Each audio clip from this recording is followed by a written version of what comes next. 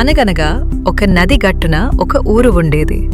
ఊళ్ళో జనాలంతా ప్రశాంతంగా కలిసి కట్టుగా ఉండేవారు.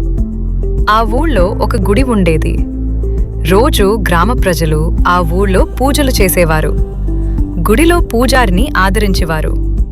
అలాంటి పండంటి ఊళ్ళో ఒక సంవత్సరం ఉధృతంగా వర్షాలు పడి నది పొంగి వరదలు వచ్చాయి. ఊరంతా నీళ్లు నిండిపోవడం మొదలయింది. ఊళ్ళో ఉన్నవారంతా వరద నుంచి తప్పించుకోవటానికి తమ ఇళ్లను వదిలేసి పై ప్రాంతాలకు బయల్జారారు. అందులో ఒక పెద్ద మనిషి గుడివైపు పరిగెత్తి అందులోని పూజారి గారిని కూడా వారితో వచ్చేయమని ప్రాధేయపడ్డాడు. వరద నీళ్లు ఊళ్ళో గుచ్చోకు వచ్చేశాయి.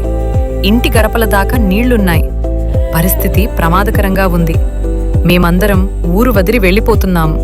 మీరు కూడా మాతో వచ్చేయండి. ఆ పూజారి ప్రశాంతంగా, నా గురించి దిగులు పడకండి. నేను నిత్యం సేవించే నా స్వామి నన్ను కాపాడుతాడు. మీరు వెళ్ళండి అన్నారు. ఈ మాట విని ఆ పెద్ద మనిషి వెళ్ళిపోయాడు. కొంతసేపటికి నీళ్లు నడుము దాకా వచ్చేశాయి.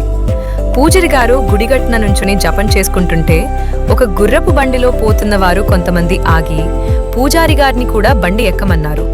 కాని పూజారి గారు మట్టుకు, నన్ను దేవుడే కాపాడతాడు అని గుడిలోనే ఉండిపోయారు. ఇంకొంచెంసేపటికి నీళ్లు మెడదాకా వచ్చేశాయి. పడవలో ప్రయాణం చేస్తున్న కొందరు చూసి వారితో వచ్చేయమని బ్రతిమాలుకున్నారు. మీరింకా ఇక్కడే ఉన్నారా? ఇక్కడ ఉండడం చాలా ప్రమాదం. నీళ్లు చాలా వేగంగా వచ్చేస్తున్నాయి. మీరు మాతో రండి అన్నారు. కాని వారితో కూడా పూజారి గారు, మీరు వెళ్ళండి, నన్ను దేవుడే కాపాడతాడు అన్నారు. చలితో వణుకుతూ ఆ పూజారి ముక్కుదాకా నీళ్లు వచ్చేసరికి ఇంక కంగారు పడ్డాడు. అతి త్వరలో గుడి మొత్తం నీళ్లు నిండిపోయాయి. పూజారి గారు దేవుడి ధ్యానం చేసుకుంటూనే గుడి గోపురం ఎక్కి కూర్చున్నారు. కొంతసేపటికి దిగులు మొదలయ్యింది. ఎప్పటికీ వాన ఆగటం లేదు. చలిగా ఉంది. నీళ్ల ప్రవాహం ఎక్కడా ఆగేలా కనిపించటం లేదు. దేవుడా, నిన్నికేం తక్కువ చేశాను? రోజు శ్రద్ధగా పూజలు చేశాను. నిన్నే నమ్ముకున్నాను. అయినా నన్ను కాపాడడానికి రావేంటి అని దేవుడితో ఫిర్యాదు చేసుకోవడం మొదలెట్టాడు. దేవుడు ప్రత్యక్షమయ్యాడు. మూర్ఖుడా, నీకు మనిషిని పంపించాను, బండిని పంపించాను, పడవను పంపించాను. నువ్వే రాకుండా ఇక్కడ తిష్ట వేశావు.